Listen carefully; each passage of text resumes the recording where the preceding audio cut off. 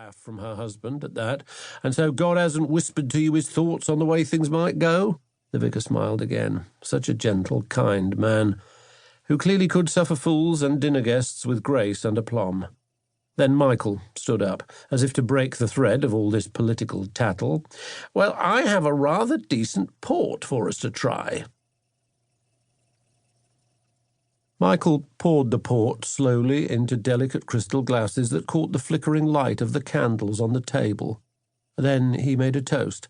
"To friends." And the port so good, smooth, silky. But she saw Terry knock it back as if it was a shot of bells. Michael quickly poured him another, though everyone else was still savouring theirs. Helen turned to Reverend Hewitt and his wife. "And, Vicar, Emily, have you heard what big plans we have for our winter concert?" Claire beamed. That's how she met Helen, how they became friends over a shared love of singing and opera. Finally, she had someone to talk to about all that. "No, Roger here has been very secretive about plans." Helen looked right at Claire. "Cat out of the bag time," Roger said. "We could not be more excited. The theme this year is Verdi's Heroines." Helen continued, "And both Claire and I will be doing solos on the night." "Can't wait," Terry said, as if proud of his rudeness. Claire jumped in quickly. "Helen will be singing Sempre Libera from La Traviata, and I'll be doing the Willow song." "From Otello," Will Goodchild said. "Wonderful. Perhaps my favourite of the entire Verdi canon." "Semi-staged, of course," Roger Reed said. "I want to make sure we have a bit of drama along with the wonderful singing." "And the chorus will have their work cut out for them," Claire said, "doing everything from Va Pensiero from Nabucco to—" which is when Terry raised his arms, sleeves up, to look at his golden Rolex. "Blimey, is that the time? We best shove off, Claire. Got a shipment coming in crack of dawn." Then unceremoniously he stood up. "No rest for the wicked, eh, Vicar?" Effectively terminating all chat about opera and the upcoming concert. At least he didn't try to change the subject to dreaded football, she thought. Could she and Terry be more different, she wondered. Still, despite everything, she had loved the evening, loved being part of village life and friends with all these new people. And as Terry stood up, peeling his blazer off the back of his dining-room chair, Claire followed suit. "Good night," she said. "Helen, it was marvellous, such a wonderful meal." Helen smiled back, and Claire meant what she said. Her days of letting Terry's behaviour ruin her enjoyment of life had ended a long time ago. Now she just had to get through the ride home. Chapter 2. Home Sweet Home. "Bit of a stiff lot," Terry said. "Though the wine, that was certainly good. Just people with different interests, Terry." She looked at him as he drove the short way back to their house just a mile further downriver from the Edwards. "Opera, English bloody history, religion." He glanced at her as he drove. "Not exactly a night for having a laugh or two." Claire opted not to respond. These days she and her husband moved in different orbits, and that was okay with her. He doesn't have to know about my life, she thought, nor me about his.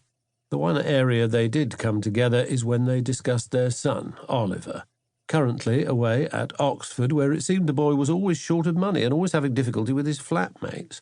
And when he came home, well, then Terry seemed to make himself scarce, rather than deal with the son who spent the visits mainly watching telly, hanging with friends, and playing those noisy video games on the big screen. Claire also tried not to be around much during those weeks. How did he even get into Oxford, Claire often wondered. Could Terry have had something to do with that? Surely you couldn't buy your way into a place like Oxford. Hard to tell with Terry.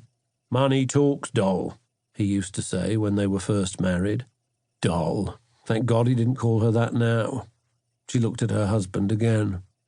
Terry had been drinking, but he seemed steady behind the wheel of the big Porsche Cayenne, slowing as they came to Coots Lane, the road that led down to the river, where their house was the last and the largest of the new places there.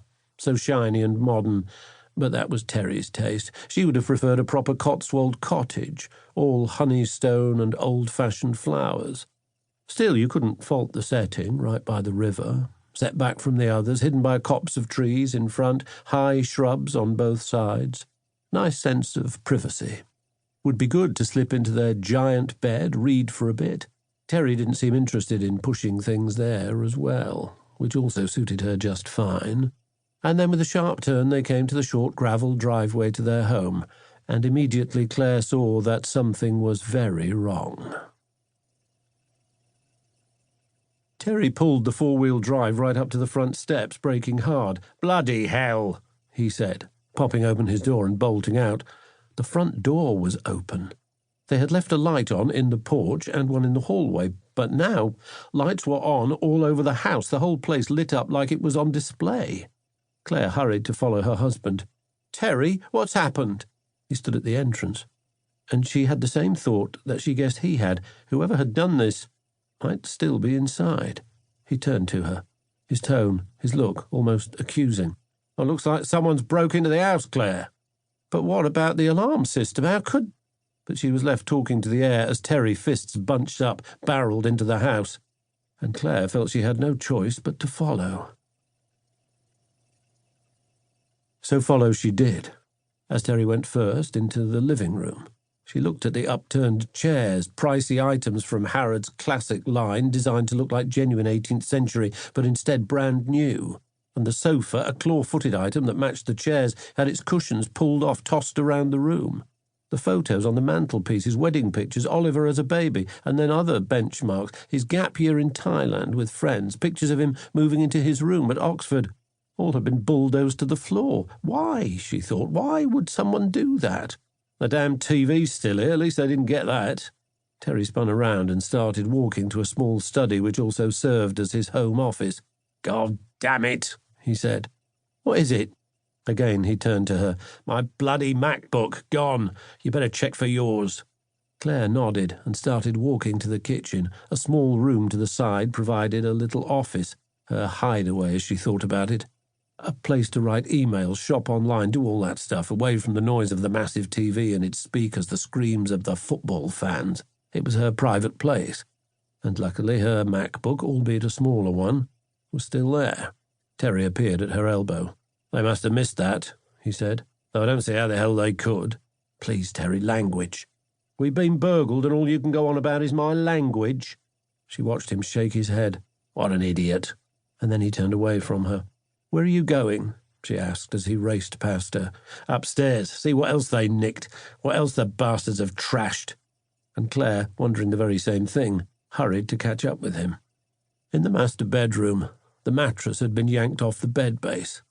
The base itself had been upturned as if someone was checking under the bed or even inside the base itself. Claire took that in, but then quickly went over to her dresser. She opened the top right drawer that held her locked jewellery chest. She pulled it open. "My things, Terry, they've gone."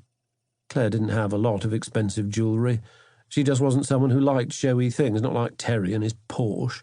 But she had a gold necklace with diamonds encrusted in the neck, earrings too, gold and silver, and an assortment of expensive rings and brooches.